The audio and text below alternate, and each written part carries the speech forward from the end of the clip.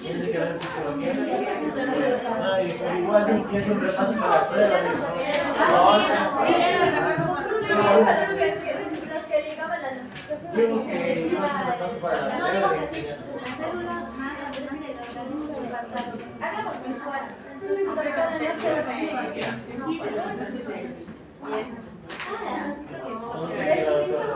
Sí, es para que las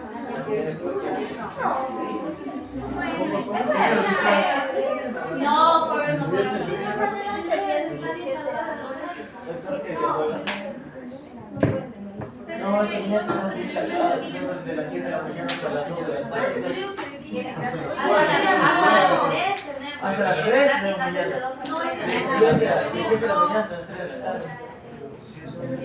Pero de corridito tenemos. Y una hora de descanso.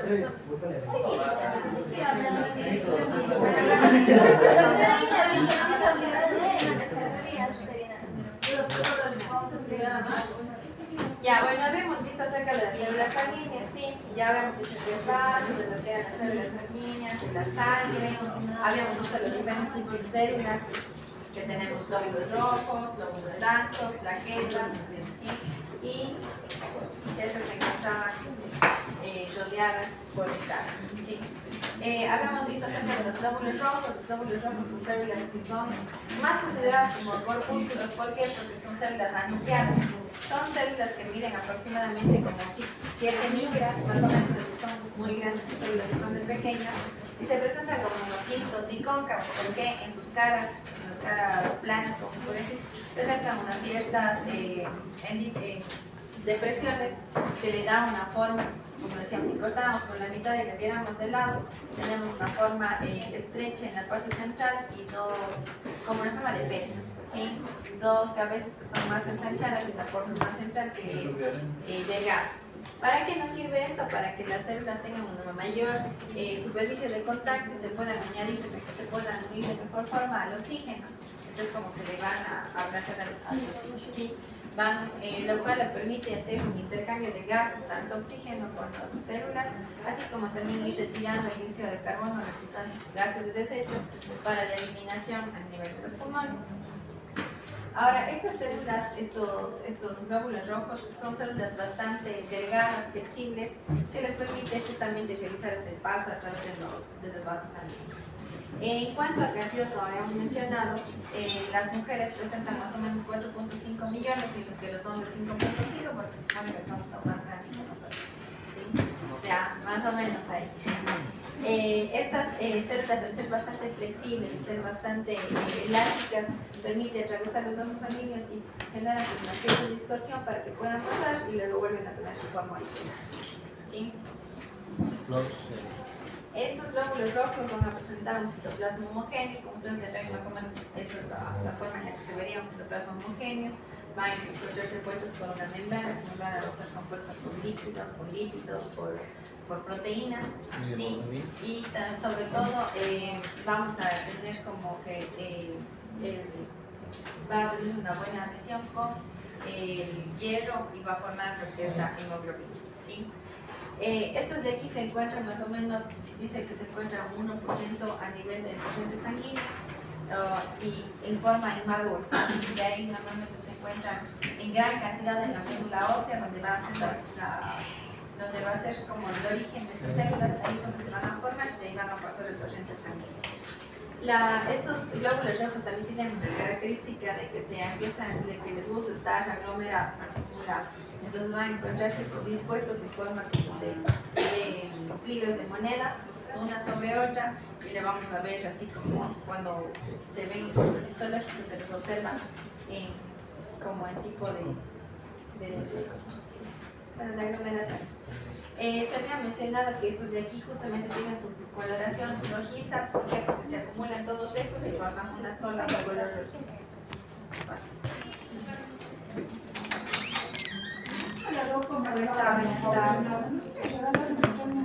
Para medir los vídeos. Solo en cada. Bueno, Buenos días. Bueno, que nos quedó solo esta. Para las demás medidas. Les quitamos un momentito. ¿Qué tanto pega el sol en el aula?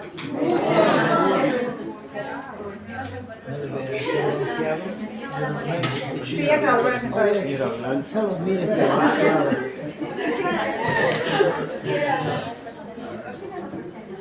Gracias.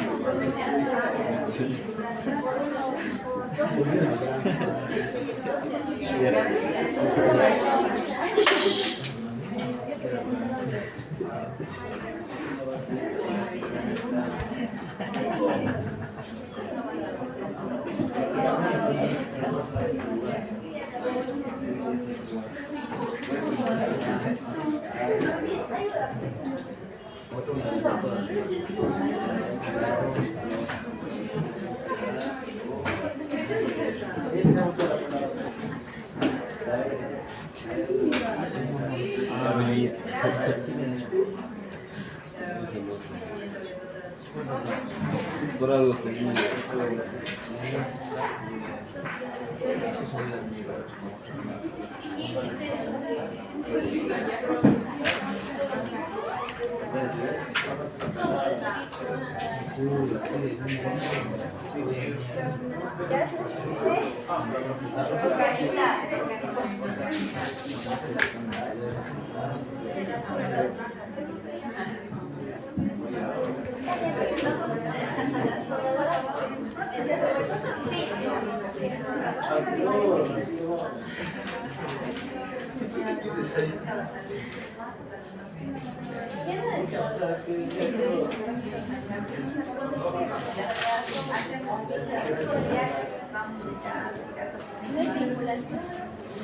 Gracias.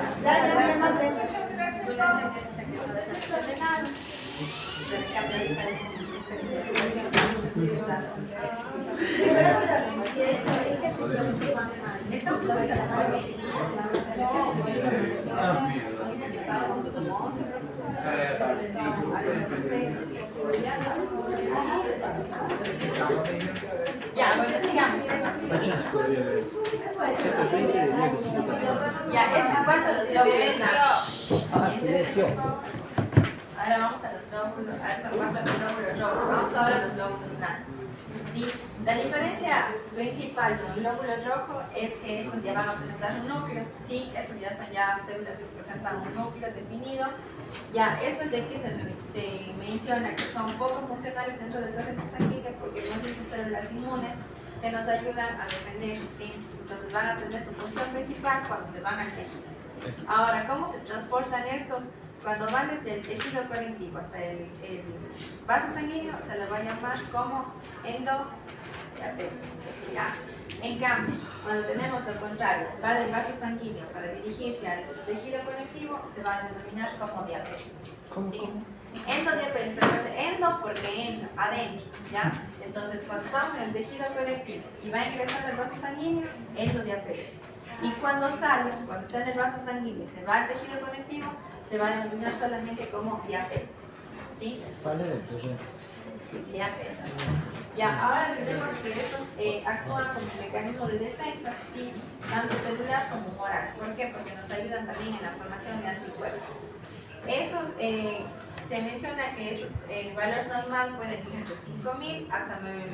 Cuando se encuentra una cantidad menor a 5.000 se le conoce como leucopenia, mientras que cuando se encuentra una cantidad superior a los 12.000 es considerado como leucocitosis. ¿Sí? ¿Cuándo encontraremos más de los 12.000? ¿Cuándo creen que aumentan estos glóbulos blancos? ¿Cuándo? Cuando tenemos infecciones, por ejemplo. ¿Sí? Cuando hay infecciones, hay procesos infecciosos, inflamatorios, aumentan nuestros glóbulos. ¿Sí? Si hacemos un examen de sale aumentado, ¿por qué? Porque hay un proceso infeccioso, El corte, creo que es así. Bueno, tenemos la clasificación de acuerdo a la presencia o ausencia de unos pequeños gránulos, ¿sí? Recuerda su morfología. Entonces tenemos, por ejemplo, que hay un grupo que es conocido como glóbulos blancos granulocitos y otro considerado como agranulocitos. Granulocitos, ¿por qué? Porque supuestamente tienen gránulos específicos. Pero habíamos conversado que son considerados específicos, ¿por qué? Porque tienen un tamaño similar, porque se pigmentan por colorantes similares y porque además presentan sustancias similares, ¿ya? Entonces por eso eran considerados como específicos, porque se les podía definir dentro de un gránulo. Pero hay los otros gránulos que son inespecíficos o también considerados como gránulos azurófilos, que son gránulos en cambio que no son tan notorios. ¿Por qué? Porque no se pigmentan con el mismo colorante, ¿ya? Entonces puede que unos se noten y otros no se notan. Además, estos de aquí tienen tamaños variables, ¿sí? Entonces por esa razón son considerados como inespecíficos, o sea que no son pertenecientes al mismo grupo. Estos gránulos, ¿sí? Los que son considerados específicos son los que les van a dar denominación como células granulocitas, ¿sí? O granulocitos. Entre ellos tenemos, por ejemplo, a los granulocitos, tenemos a los basófilos, a los eosinófilos y también a los neutrófilos. Mientras que los que son considerados agranulocíticos, porque supuestamente no tienen gránulos específicos, pero sí tienen gránulos, no tienen gránulos específicos, pero sí gránulos inespecíficos o azurófilos, son los monocitos y los linfocitos, ¿ya? En cuanto a su forma, su morfología, tenemos que los leucocitos, que son agranulocíticos, ¿sí? Los que son los monocitos y linfocitos, van a presentar un citoplasma un poco más claro, ¿sí? Van a ser homogéneos y no se les va a ver tanto los gránulos, ¿sí? Es por eso que aquí se ve como si el citoplasma no tuviera gránulos en comparación con estos, o con estos que se ven muy claritos los gránulos, ¿sí? Entonces tenemos que estos de aquí son células bastante homogéneas, son ligeramente basófilos. ¿Por qué? Porque captan mucho más el colorante básico, por eso van a ser medio azuladitos. Estos también son medio azuladitos estos gránulos. Estos de aquí, el monocito y el linfocito, van a presentar núcleos esféricos, aunque por ejemplo en el caso de los monocitos a veces puede presentarse como un núcleo un poquito ariñonado, dependiendo de que si es joven o es viejo, ¿ya? Y van a presentar, como he mencionado, los gránulos, que casi no se notan, ¿sí? Luego tenemos los que son con los gránulos específicos, que son los granulocitos, ¿sí? Tenemos los eosinófilos cuando captan y mejoran los colorantes ácidos, los basófilos cuando captan los colorantes básicos y los neutrófilos cuando captan tanto ácidos como básicos, ¿sí? Vamos a ir viendo uno por uno. Ya, los linfocitos, como habíamos mencionado, estos linfocitos son leucocitos considerados agranulocitos. ¿Por qué? Porque supuestamente no tienen granulaciones, ¿sí? Estos pueden presentarse en dos tamaños, pueden presentarse como linfocitos pequeños o como linfocitos grandes. Los pequeños pueden llegar a un tamaño hasta de 8 micras, ¿sí? De 6 a 8 micras. Estos, sin embargo, también hay otros linfocitos que son mucho más grandes que pueden llegar a medir hasta 18 micras, ¿sí? Entonces, ¿cuál es la función principal del linfocito? La función principal es de ayudarnos en la inmunidad adaptativa, por decir, ¿ya? Estos van a generar anticuerpos o también pueden ayudarnos con una función fagocitaria específica. ¿Para qué? Para que nos ayude a eliminar antígenos que se encontraban dentro del tejido. Ya, estos de aquí dicen que más o menos pueden llegar a un porcentaje del 20 a un 35% del total de los glóbulos blancos, ¿sí? Entonces vienen en una proporción bastante grande. Estos linfocitos, como les mencionaba, pueden ser tipo B o tipo T, ¿sí? Los linfocitos B generalmente son los encargados de formar anticuerpos y los linfocitos T en cambio son encargados de la fagocitosis. Estos linfocitos que vemos histológicamente va a ser un poco fácil de reconocer. ¿Por qué? Porque su núcleo está casi cubriendo toda la célula, ¿sí? Es por eso que aquí vemos más se ve el núcleo que la misma célula, ¿sí? El citoplasma casi se encuentra ausente y se encuentra más bien como un anillo rodeando al núcleo.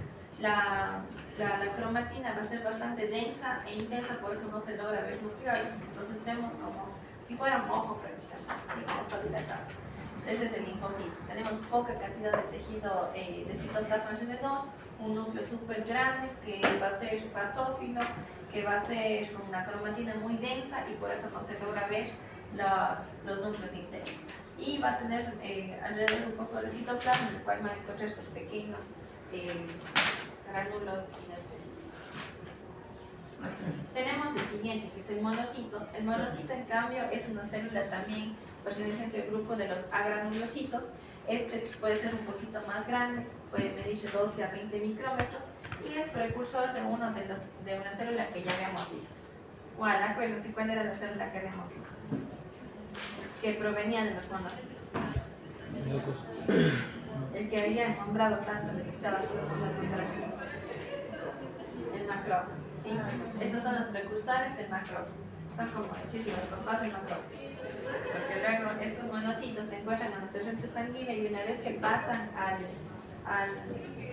tejido a cumplir su función de defensa, se van a transformar en macrófagos, ¿sí?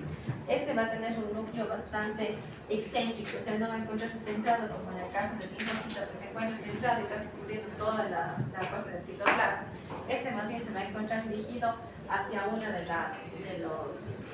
los poros, ¿sí?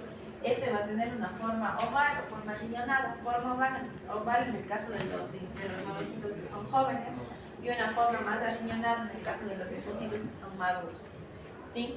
Este va a tener en su citoplasma una gran cantidad de los gránulos azurófilos, ¿sí?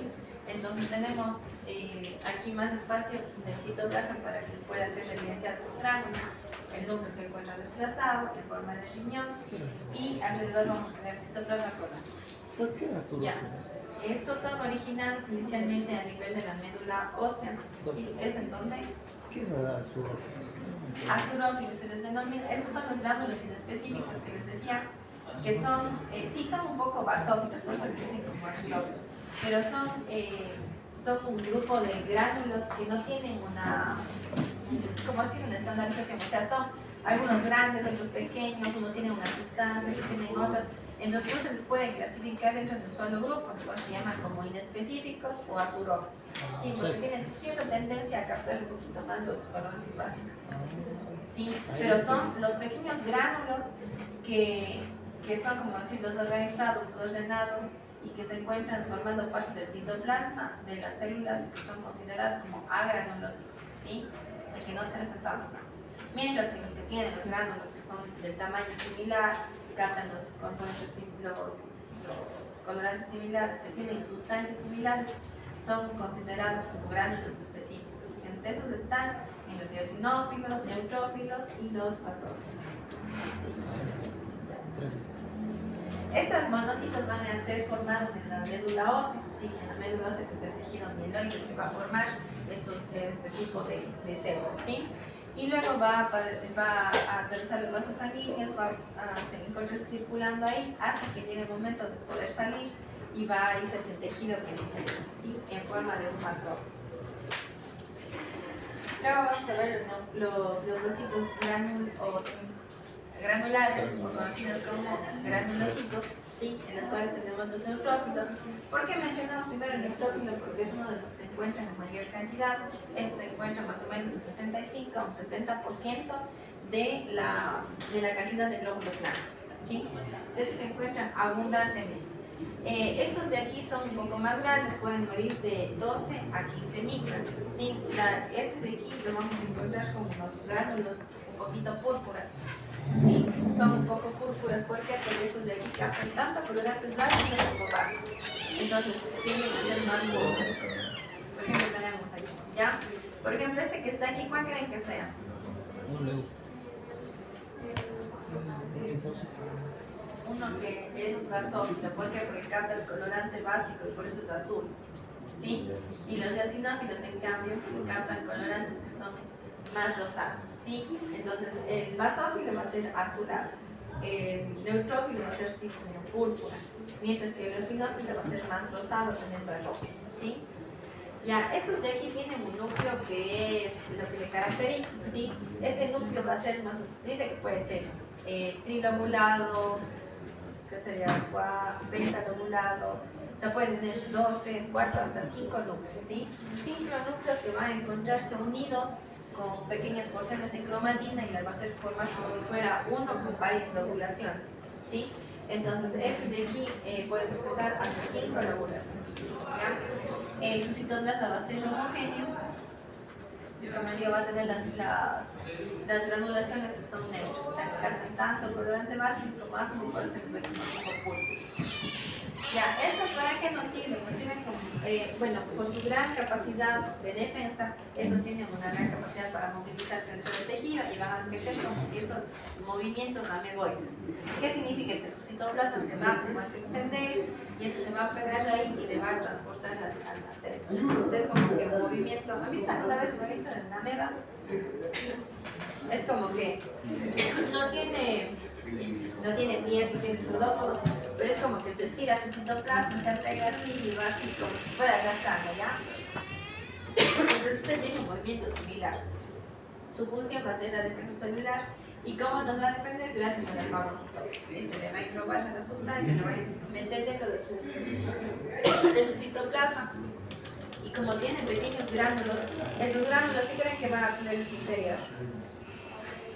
Enzimas, ¿sí? Entonces, estas enzimas son las encargadas de eliminar estas sustancias o estos antígenos que van a aparecer.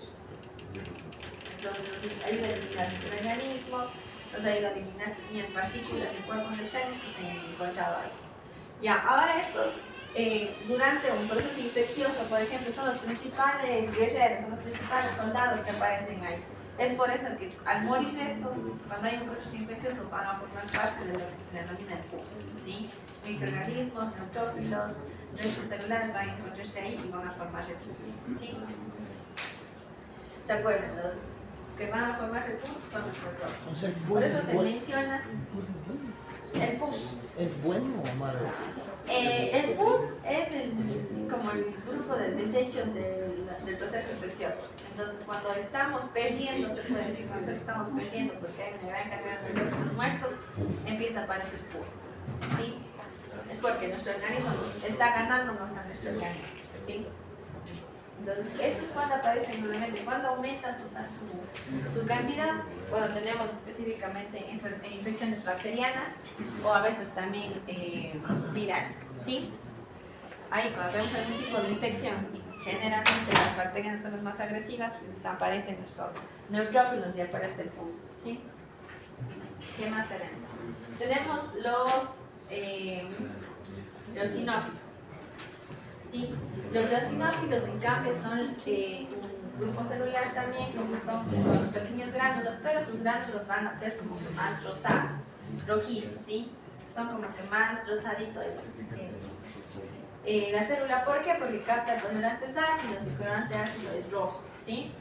Entonces va a tener un tamaño también muy similar al anterior, de 12 a 15 micras, y estos se encuentran en cantidades menores, solamente va a ir desde un 2 a un 4%.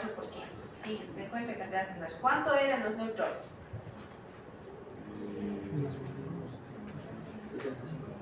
65 a 70%. ¿Sí? ¿Cuánto eran los linfocitos? ¿Cuánto teníamos en linfocitos? 20. Casi 20%. ¿Sí? 15 a 20%. Ya. Y los basófilos que vamos a ver después son mucho menos, de 0.5 a 1%. ¿Sí? Entonces estos eosinófilos están en cantidades pequeñas, pero estos de aquí, bueno, también nos sirven para ¿qué? Para ayudar durante el proceso inmunidad, como con la fagocitosis también, porque también presentan gránulos. Esos gránulos tienen enzimas en su interior que van a ayudar a eliminar esas sustancias. Además, estos también nos ayudan, como decir, avisando a bueno, en la formación de células plasmáticas. Sí, esas células plasmáticas son células que ya habíamos revisado, que son las encargadas de formar anticuerpos, entonces también nos ayudan con la producción de células plasmáticas. Es más, dicen que los plasmocitos son células que provienen también a partir de los eosinófilos, ¿sí? Hay primos por ahí. ¿Qué tienen dentro de los gránulos? Van a tener enzimas como lisosomas, sulfatasas, ácidos y ribonucleasas. Sí. Ya, este de aquí, su característica, si le vamos a ver histológicamente, es que estos de aquí van a presentar un núcleo, bueno, es una célula redondeada, esférica, con un núcleo bilobular. O sea, este núcleo va a tener solamente dos lóbulos unidos en su parte media por cromatina. ¿Sí? Esta es una célula bilobular. Si ustedes ven, está 1 y está 2, y aquí está unido por un puentecito de cromatina. ¿Sí? Estos de aquí, bueno, ahí están ustedes en la imagen. Sí, estos de aquí van a tener la coloración, como les dije, rosada, tendiendo a rojo. Luego tenemos los basófilos. Los basófilos también son células. Otra cosa, es que estas células de los eosinófilos suelen aparecer en cantidades elevadas cuando tenemos infecciones virales o cuando tenemos también infecciones, una parasitosis crónica, ¿sí? O cuando también tenemos respuestas inmunes, alergias a esto, ¿sí? Entonces van a aparecer en infecciones parasitarias crónicas cuando hay alergias o también a veces en ciertos casos de virus, ¿sí? ¿Virus? Sí, virus. Pero normalmente, ¿qué podemos sospechar? Si vemos elevados los eosinófilos, lo más probable es que haya una bacteria, o que haya parásitos o que haya alergias, ¿sí? Es lo más probable. Luego tenemos los basófilos. Los basófilos, como lo he mencionado, se encuentran aún en cantidad menor, de un 0.5 al 1%. También son similares en los tamaños a los anteriores, que pueden ir de 12 y 15 mililitros. ¿Qué pasa? Creo que están riendo. Ya, estos pueden tener, igual van a presentar un desplazamiento como tipo ameboide, lo cual va a tener un desplazamiento bastante lento.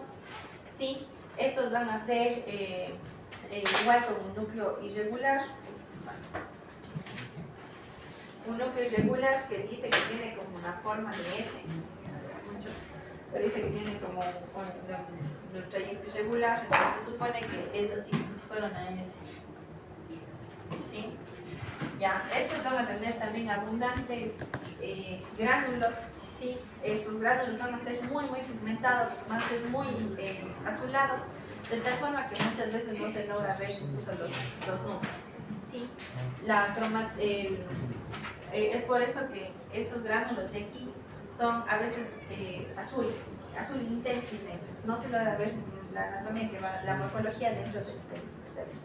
Ahora, estos basófilos tienen dentro de sus gránulos dos sustancias importantes muy similares a qué células, a las células cebadas, ¿sí? Que tenían dos sustancias, la heparina y la histamina, ¿sí?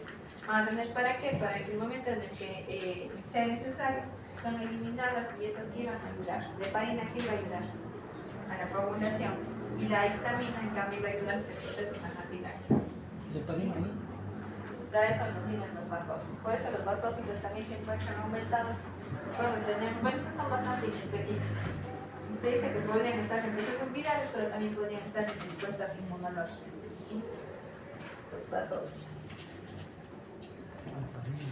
Si tenemos de aquí estos, entonces ya sería fácil de reconocer en la prueba si tenemos imagen. Vamos primero por los que son agranulocitos. ¿Cuáles son los agranulocitos? El monocito y el linfocito. Los agranulocitos. Sí, porque no se ven los puntos de los granos. ¿Sí? El monocito, ¿se acuérdense? Era del núcleo oval excéntrico o también puede ser un núcleo riñonal. ¿Sí? Aquí tienen la forma como tipo riñonal, a veces se dice con forma de lápiz. Y el linfocito, en cambio, este es fácil de reconocer porque se cubre casi toda la célula. Nos deja solamente un pequeño anillo, es el linfocito. ¿Ya? El núcleo está gigantesco. Ya. Mientras que luego nos quedamos con ¿qué? Con nuestras tres células que presentan los gránulos, ¿sí? Entonces los gránulos azules, acuérdense, gránulos azules básicos y el básico es azul, entonces basófilos, ¿sí? Gránulos azules, basófilos. Gránulos rosados, casi rojos, eosinófilos. Acuérdense, la eosina es el colorante del campo, eosina rojo, ya. Eosinófilos. Y los neutrófilos, neutro, porque capta el uno y el otro, entonces va a ser un color de púrpura, ¿sí? De púrpura bajita, ¿sí? Los neutrófilos. Si vamos a ver por núcleos, el neutrófilo tenía 5 lóbulos, ¿sí? Era pentalobulado, pero tenía estos 5 lóbulos. El eosinófilo, en cambio, era bilobulado, tenía solo 2 lóbulos. Y el basófilo, ¿cómo era? Núcleo en forma de S, 2 poros, ¿sí? No se ve la S, pero... No se ve tanto, ¿por qué? Porque el basófilo tiene muchos gránulos y casi no dejan ver el núcleo, ¿sí? Ya. ¿Está fácil? ¿Está fácil? ¿Alguna duda? ¿Puedes repetir otra vez? ¿Mande? ¿Puedes repetir otra vez? ¿Otra qué? Otra vez. Ya. Sí. Ya. Entonces tenemos los agranulocitos, tenemos dos monocitos y tenemos linfocitos. ¿Ya? ¿Por qué? Porque van a presentar gránulos que casi no se pigmentan. ¿Sí? Va a ser como el núcleo, el citoplasma un poco homogéneo. ¿Ya? Tenemos aquí. ¿Cómo diferenciamos entre esos dos granulocitos? El linfocito, tenemos el núcleo que es súper grande. El núcleo va a abarcar casi toda la célula y nos va a dejar solamente una anillita de citoplasma cubierta de plasma. Ya, ese es el monocito. Mientras el linfocito, mientras que el monocito puede tener un núcleo en forma de herradura, en forma de riñón o también a veces ovalado, pero el núcleo suele ser excéntrico, ¿sí? O sea, más desinflado. Ya, este de aquí son agranulocitos, ¿sí? No van a tener supuestamente gránulos porque sus gránulos no son específicos. Y luego tenemos los granulocitos, que va a tener los gránulos específicos. Entonces, dependiendo de los gránulos de con qué se pigmenta, se va a dar el nombre a estas células. Por ejemplo, tenemos el neutrófilo, que se pigmenta tanto con colorantes ácidos como básicos. Entonces, si mezclamos el azul con el rojo, ¿qué nos da? Morado, ¿no es cierto? Pero en este caso, como es bajito el color, va a ser como púrpura baja, ¿ya? Si en cambio aquí tenemos el eosinófilo es una célula que se encarga de captar colorantes ácidos, o sea, la eosina. Entonces, en esta eosina es roja, va a captar un color rosado intenso. Y luego tenemos los basófilos que captan el colorante básico, en este caso sería la hematoxilina, ¿sí? Ese colorante básico es un colorante azulado. Entonces, ese colorante azulado le va a dar la pigmentación a los gránulos de un color azul intenso. Ya, habíamos mencionado, si queremos diferenciarlo por sus núcleos, sería, por ejemplo, el neutrófilo tiene 5 lobulaciones, ¿sí? O sea, el núcleo se dividía en 5 partes unidas por la cromatina. El eosinófilo, el rosadito, va a tener 2 unidos por la cromatina. Y el basófilo, en cambio, muchas veces no se le logra ver, pero dice que tiene un núcleo con una forma como sinuosa, tortuosa, en forma de S. Entonces, es un solo núcleo, pero como que en forma de S, y que muchas veces no se le logra evidenciar. ¿Por qué? Porque el color azulado es muy intenso, y ese color azul tapa, estos gránulos azules tapan a la parte interna de la morfología de esta célula. Entonces, no se va a ver muchas veces el núcleo. ¿Ya? ¿Sí? ¿Alguna duda? ¿Estamos bien? Ahora vamos con las plaquetas. Sí, las plaquetas también, bueno, estas plaquetas también son células anucleares, son células mucho más pequeñas que pueden medir hasta 3000. ¿Sí? Son como pequeños discos planos. Estos se encuentran en una cantidad de 200 a 400 por milímetro cúbico. ¿Sí? Las plaquetas. ¿Cuál es la función principal de las plaquetas? La coagulación. ¿Sí?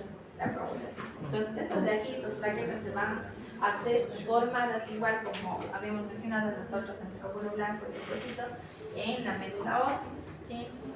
Es por eso que estos tienen su origen, bueno, su nombre, cuando se forman estas son las megacariopoiesis. Ya vamos a ver después. Estas células de aquí nos ayudan a los procesos de coagulación. En su estructura tenemos que son súper pequeñitas y al microscopio óptico normalmente no se le modela la diferencia en su morfología, pero cuando tenemos en el microscopio electrónico podemos identificar 2 zonas.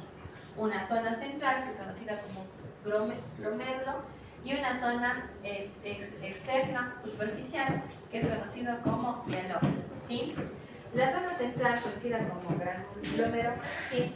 Es una zona que va a tener una pigmentación un poco más intensa, más púrpura, y ustedes lo pueden ver aquí, tiene como pequeñas lagunas, ¿ya? Más intensas y púrpuras, está llena de estos gránulos. Mientras que la porción externa va a tener simplemente como un tejido más claro, homogéneo, como una capa, una cobertura, y ya no vamos a encontrar esos gránulos en su interior, ¿sí? Esa es la estructura. La cultura súper. Ya, después de esto viene la parte que habíamos mencionado acerca de la formación del coágulo. No sé si me pueden prestar nuevamente un marcador. Sobre la formación del coágulo. Eso está en su libro. Sí, esto pueden revisar en su libro. tenemos que se da la primera parte, que es cuando tenemos una lesión de un vaso. ¿Alguien tiene un marcador? Por favor. Ya. Se va a dar la lesión de un vaso sanguíneo. Cuando hay una lesión de un vaso sanguíneo, se rompe el endotélio. Tenemos la ruptura del endotélio. ¿Y qué va a aparecer primero ahí? Se va a dar una agregación plaquetaria primaria. Sí, sí, claro.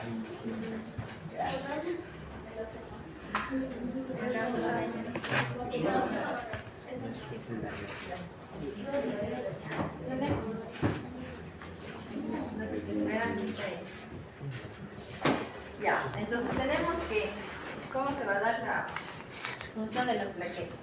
Tenemos un vaso sanguíneo, ¿sí? Y resulta que este vaso sanguíneo se rompió, ¿sí? Este se rompió y perdió la continuidad. Entonces aquí tenemos un espacio de ese vaso sanguíneo, ¿ya? Entonces, ¿qué es lo primero que va a llegar aquí? Van a llegar y se va a dar una acumulación primaria, se llama acumulación, agregación primaria. ¿No tienes otro No se ve. marcador? Me iba a prestar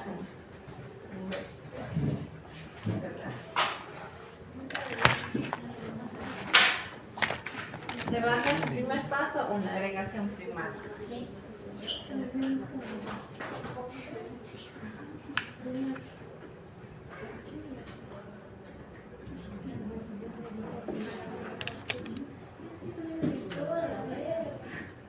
Ya, ¿qué se va a pasar en esta agregación primaria? Que en este espacio en el que se dio la ruptura se van a venir y acumular una gran cantidad de plaquetas, ¿sí? Formando lo que se denomina como un tapón plaquetario.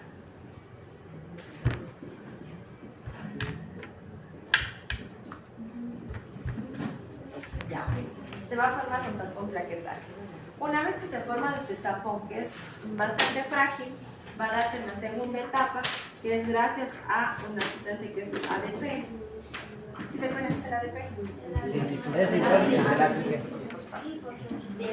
Ya. Gracias al ADP se va a formar aquí, va a ser como un estímulo para que llame a una mayor cantidad de plaquetas y se va a dar una agregación secundaria.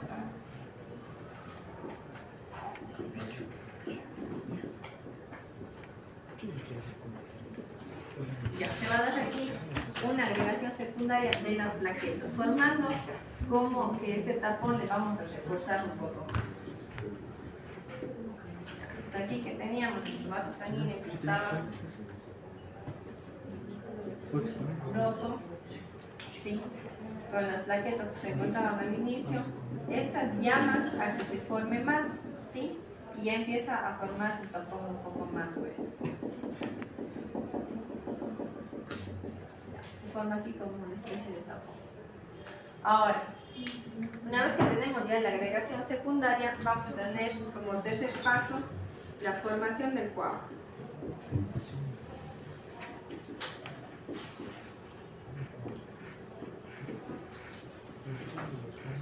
Ya. ¿Qué es la acción de la plaqueta? De las plaquetas, vamos a tener plaquetas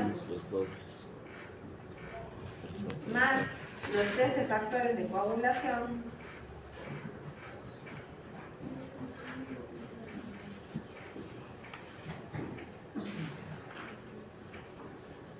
y más el fibrinógeno, que es una proteína precursora de la fibrina, ¿sí?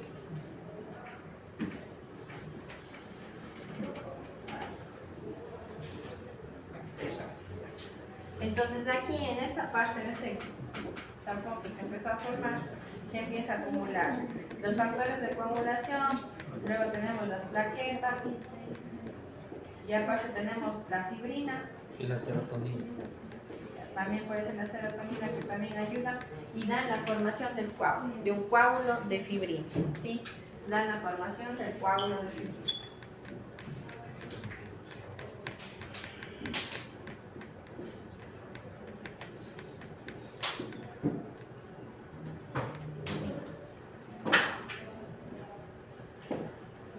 Se ha dado la formación del coágulo de fibrina y es como que se ensancha en esta porción, ¿sí?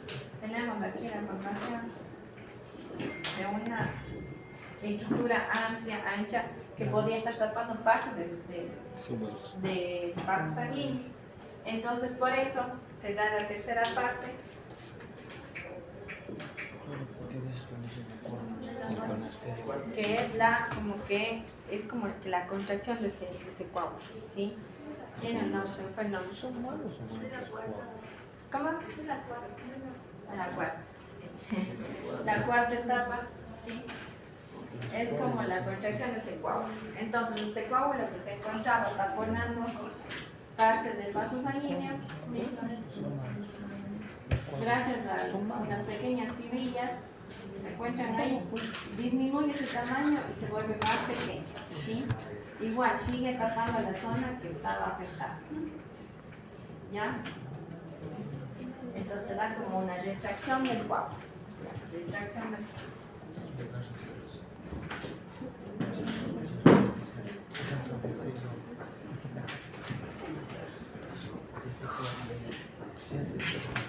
Ya, y como quinta y última parte, tenemos que ya ha pasado el tiempo, o sea, se formó ese coágulo, estuvo ahí para poder sellar la zona en la que estaba con la lesión, pero esta parte de aquí ya formó un tejido epitelial. ¿Se acuerdan que epitelio formaba el endotelio?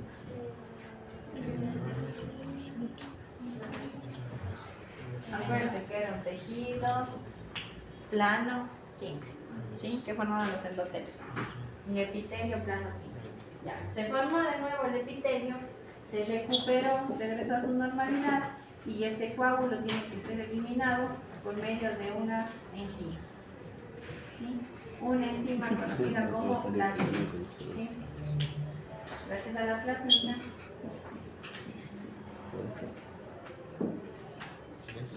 se va a dar la eliminación del coágulo.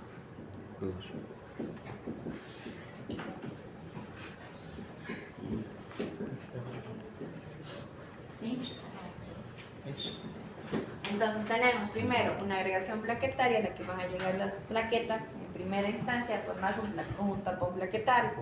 Después ese ADP va y las plaquetas en sí tienen la función de llamar a más plaquetas, entonces se va a formar como refuerzo de ese tapón, se va a hacer más grande. Después vamos a tener la formación del coágulo. ¿Por qué? Porque ya no solo van a ser las plaquetas, van a venir los factores de coagulación y aparte de eso vamos a tener el fibrinógeno, que es una proteína encargada de formar la fibrina, ¿sí? Entonces este fibrinógeno más la plaqueta y más los factores de coagulación van a formar el coágulo, ¿sí? El coágulo de fibrina. Este coágulo a su vez, ¿qué va a hacer? Va a generar generar una disminución de la luz del conducto, entonces por ende tiene que haber una retracción del coágulo con unas pequeñas fibras que le van como que atraer al coágulo hacia la porción donde estaba el daño, y entonces ¿qué pasa ahí? El cambio de tamaño se vuelve mucho más pequeño. Entonces pasa el tiempo y una vez que ya no es necesario el coágulo, ¿qué va a hacer? Se va a eliminar. Entonces se ha formado ya el tejido aquí que antes estaba roto, se formó nuevamente el tejido aquí en esta zona, entonces ya no necesita la formación de ese coágulo, no necesita que le proteja.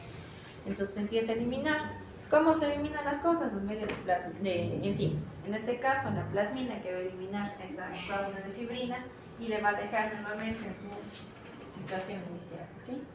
Y ya se elimina el coágulo, ¿ya? Es más o menos la fisiología de las plaquetas que dice ahí en el libro. ¿Los coágulos en sí son buenos o malos? Son buenos porque gracias a la coagulación es que no nos desangramos, ¿sí? Cuando se salgan los terceros molares, no es culpa nulo porque se les sale el coágulo. Porque si no botan eso, ya no hay algo que le protege, que les tapone. Por ende, hay sangrado, ¿sí? Ahí se encuentran los plaquetas. Bueno, aquí tenía un video de las células madre, donde se ve otra vez. Listo,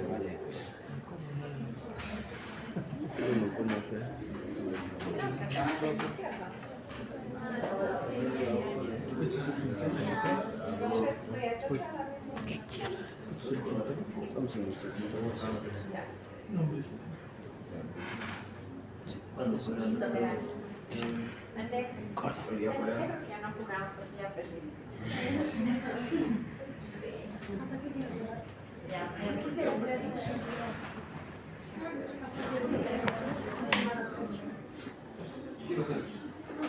Ya, verán.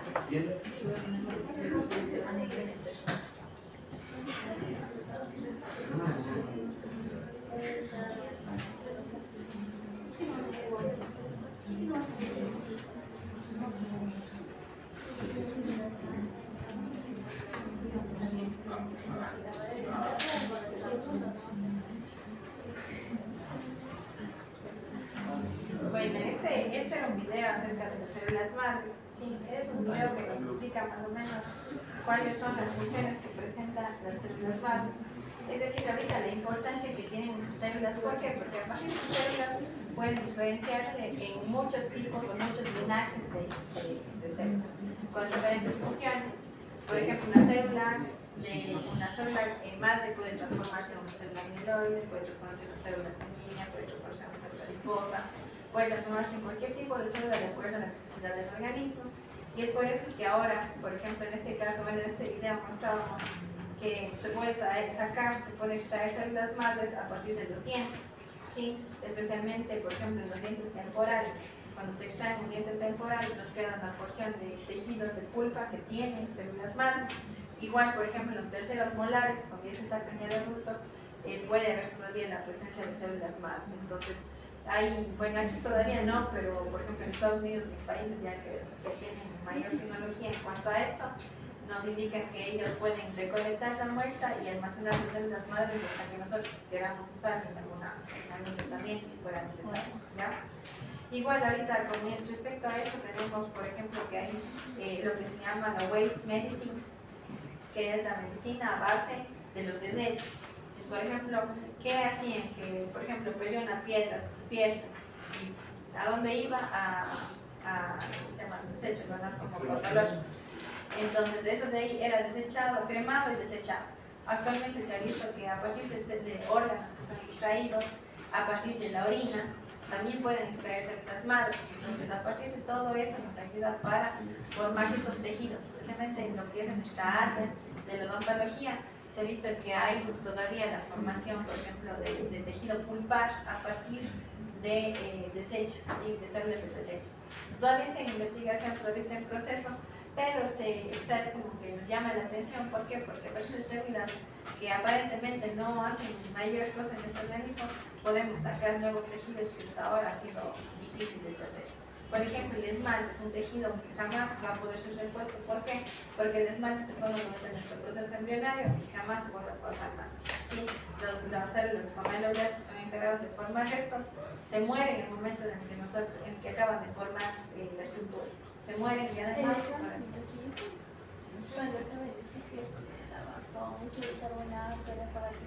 Claro, el esmalte es un tejido bastante delgado, pero es el tejido más fuerte, más resistente del organismo. ¿Sí? Es más resistente que el tejido óseo, pero se encuentra en una cantidad muy pequeña. Ese de ahí puede sufrir lesiones por ejemplo, abrasión, cuando utilizamos bicarbonato en los dientes, ¿sí? Cuando utilizamos a veces el carbón activado también por causa de desgaste. Obviamente se van a ver un poquito más blancos sus dientes. ¿Por qué? Porque estamos desgastando la primera capa, pero en cambio dañamos el tejido. También el consumo elevado de azúcares hace que el medio de nuestra boca se vuelva ácido y por eso se empieza ese ácido hace que dañe la parte del esmalte de los dientes. Por ende, ¿qué pasa? Empieza a darnos como que pierde su resistencia y se empiezan a formar cavidades. Y ahí es cuando inicia el proceso de caries. Y por eso que les he recomendado disminuir el uso de azúcares en la dieta. Vamos a ver. Ya nos falta poco, sí, son solo 10 minutos. Vamos a ver ahora el tejido hematopoyético, ¿sí? El tejido hematopoyético es el tejido encargado de la formación de los elementos figurados. Como habíamos mencionado, los elementos figurados que son las células sanguíneas, son los glóbulos rojos, glóbulos blancos, plaquetas. Entonces, este tejido hematopoyético son los principales centros en donde se va a formar estas células, ¿sí? Son tejidos altamente especializados porque se encargan justamente de la formación de estas células a partir de unas células madre. Sí, las células madre, bueno, en sí también son conocidas como stem cells en inglés. Sí, estas células madres son células que tienen dos destinos: o se transforman en una célula hija, que posteriormente puede ser una célula madre, o bien se transforman en una célula ya diferenciada. Por ejemplo, puede transformarse en un monocito, un macrófago, una plaqueta, puede transformarse en una célula adiposa. Aquí vemos todo este grupo. ¿Por qué? Porque todos estos pueden provenir a partir de sus células madres, ¿sí? Al proceso que es considerado, el proceso que se da la formación de células, de elementos figurados, células sanguíneas, es conocida como hemopoiesis o hematopoiesis, ¿sí? Cualquiera de esos dos nombres son conocidos. Hemopoiesis o hematopoiesis. ¿Cuál es la función del tejido hematopoyético? Uno es dar origen a los elementos figurados, ¿sí? Dar origen a los elementos figurados como son los glóbulos rojos, los glóbulos blancos y también las plaquetas. El segundo también es producir ciertas células que se encargan de la fagocitosis, ¿sí? Como por ejemplo las células retículo-endoteliales. Estas células retículo-endoteliales son células con capacidad de fagocitosis que se encuentran como que colgadas de las células reticulares. Es por eso que se denomina como células retículo-endoteliales, ¿sí? Y además también tiene una tercera función, que es cumplir con un papel inmunológico, ¿sí? ¿Por qué? Porque también nos ayudan a la formación de linfocitos que forman anticuerpos, y esos anticuerpos dan una respuesta inmune, ¿ya? Les voy a matar sacando porque no están atendiendo y están distraídos. ¿Ya? Entonces, me distraen a mí también, ya lo hemos visto. Luego tenemos las divisiones. Es que es difícil, es como si vinieran todos los días a exponer y que encima estén conversando ahí. Ya, luego tenemos la división del tejido hematopoyético, ¿sí? Este tejido hematopoyético se va a dividir de acuerdo al lugar en el que se produce el desarrollo y diferenciación celular. Es por eso que tenemos dos tipos. Según esto tenemos un tipo que es un tejido mieloide, que va a estar encargado de la formación de glóbulos rojos, de glóbulos blancos, de plaquetas y también de los monocitos. Y otro, en cambio, que tenemos el tejido linfoide, como es el linfoide, está encargado de los linfocitos, ¿sí? De la formación de los linfocitos. El libro en el que ustedes tienen dice que esa clasificación podría ser un poco arbitraria. ¿Por qué? Porque también muchos linfocitos se encuentran formados en el tejido mieloide, entonces esa clasificación no sería tan apropiada. Sin embargo, se denomina como tejido linfoide porque en su mayoría van a formar tejido de linfocitos, pero esos van a ser de una forma secundaria, ¿sí? Porque se encuentran también formados en el tejido mieloide. Ya, el tejido mieloide, sí, ese tejido mieloide es el tejido que se encuentra dentro de ciertas cavidades de los huesos, ¿sí? Se va a encontrar dentro de cavidades medulares. Se encuentran formados por dos partes de la médula, ¿sí? Una médula ósea roja, una médula ósea amarilla, ¿sí? En la médula ósea es en donde se va a dar una mayor concentración de los eritrocitos. Se ha visto que pueden llegar hasta unos 2.5 billones de eritrocitos dentro de esa médula, ¿sí? Aquí tenemos que la médula ósea en el recién nacido es bastante abundante. Casi todos nuestros tejidos, nuestros huesos van a tener esa médula ósea roja. Pero el momento en el que empezamos a crecer y ya maduramos, se disminuye y solamente va a quedar dentro de unas estructuras como por ejemplo huesos planos, huesos del cráneo, en las costillas, en el esternón, ¿sí? Otra cosa es que, por ejemplo, si tenemos que estos glóbulos, las células sanguíneas se encuentran formadas en esta médula, y nos ponemos a pensar en los primeros meses de vida, cuando somos todavía un embrión, ya hay una pequeña circulación. Entonces, ¿qué circula? Entonces, ahí circulan células sanguíneas mismo, pero que son dadas por una estructura que es el saco vitelino. ¿Se acuerdan del saco vitelino? Ya, ese saco vitelino va a ser inicialmente el que nos va a dar estas células sanguíneas, pero posteriormente esta función va a estar encargada por el hígado y el vaso, ¿sí? Y posteriormente, cuando ya se empieza a formar el primer hueso, que va a ser las escápulas, ¿sí? Alrededor del quinto mes, en cambio ahí ya empieza a formar este tejido, esta médula ósea, y ya empiezan a proporcionarnos una médula ósea por parte del tejido, ¿sí? ¿No es la clave? Ya, tenemos que el tejido mieloide, como había mencionado, se encuentra formado por dos partes, una médula ósea que va a ser roja y una médula ósea que va a ser amarilla, ¿sí? Tenemos que la médula ósea roja, ¿sí? Está formada por unas millones de cantidades de eritrocitos, y por eso tiene su color rojo, ¿sí? Estas los vamos a encontrar a eritrocitos en diferentes estados de maduración. Entonces, por eso unos van a estar listos para ya salir y otros se van a estar formando. Unos van a estar listos, y por eso hay un continuo una continua almacenamiento, un continuo recambio de estos eritrocitos, justamente ¿para qué? Para que no haya, para que se mantenga un nivel, ¿sí? Para que se mantenga el número todo el tiempo de los eritrocitos.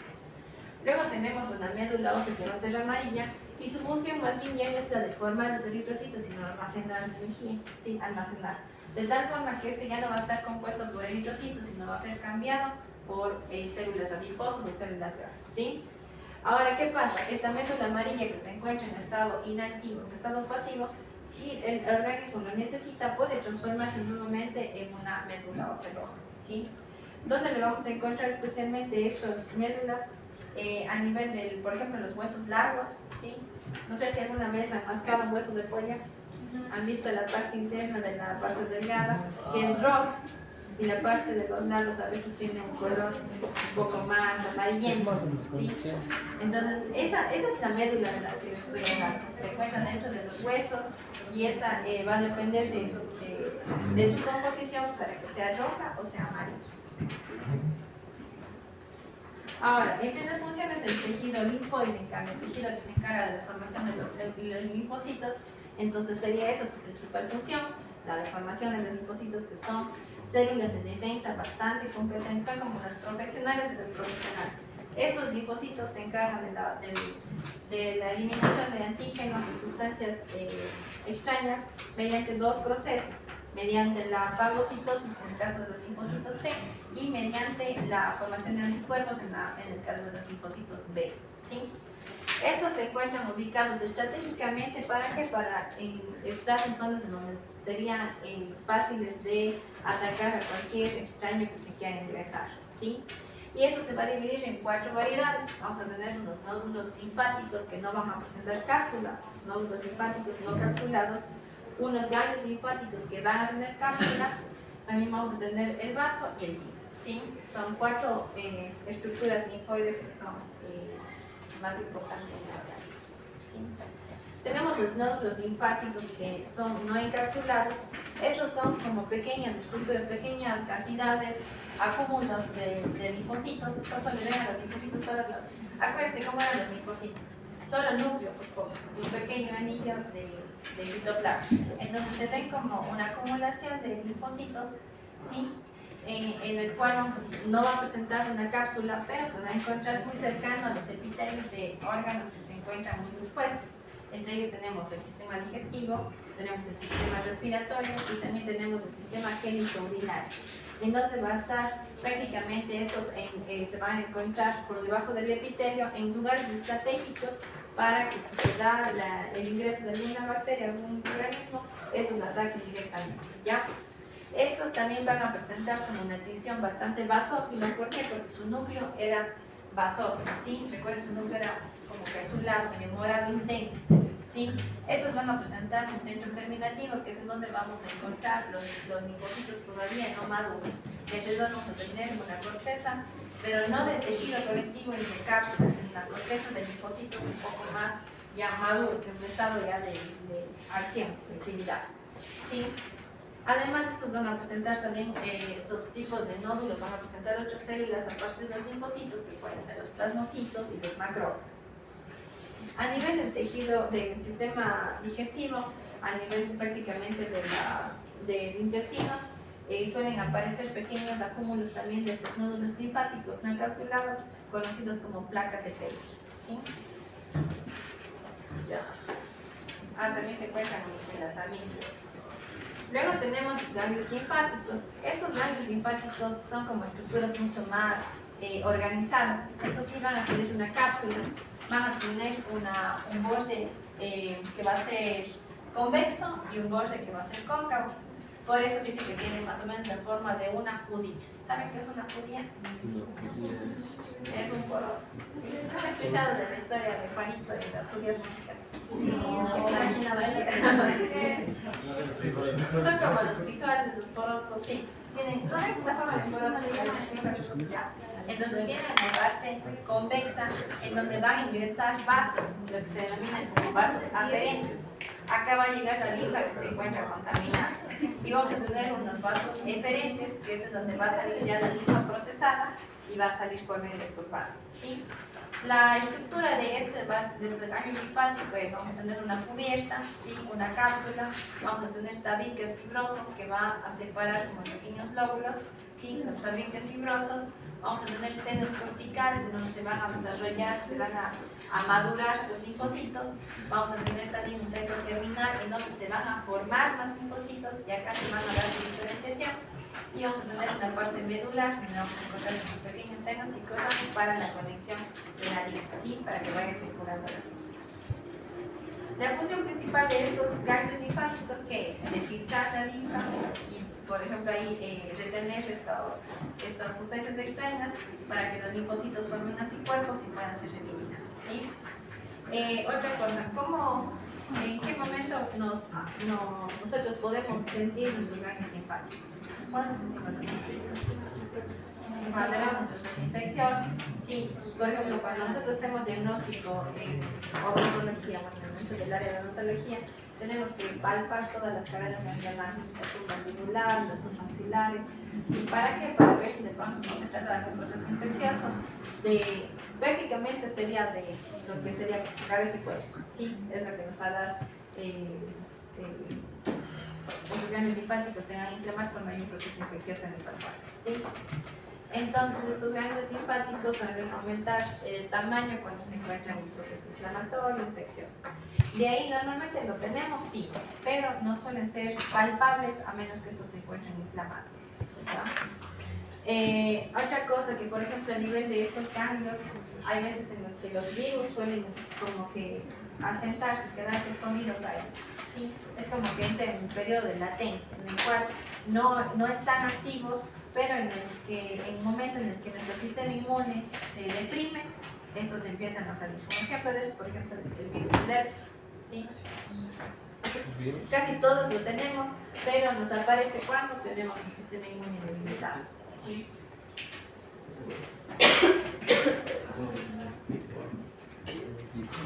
Otras dos diapositivas se acaban. Luego tenemos el vaso. El vaso también, este es considerado ya como un órgano linfóide. Este vaso se encuentra cubierto externamente por una cápsula. ¿Cuál es su objetivo? El objetivo principal es retirar los restos de las células que han sido destruidas a nivel de los ganglios y todo esto se encarga de retirar, eliminar, es como un filtro también. Nos elimina esas células, también toma el hierro de la hemoglobina para formar también nuevas células en la médula ósea roja.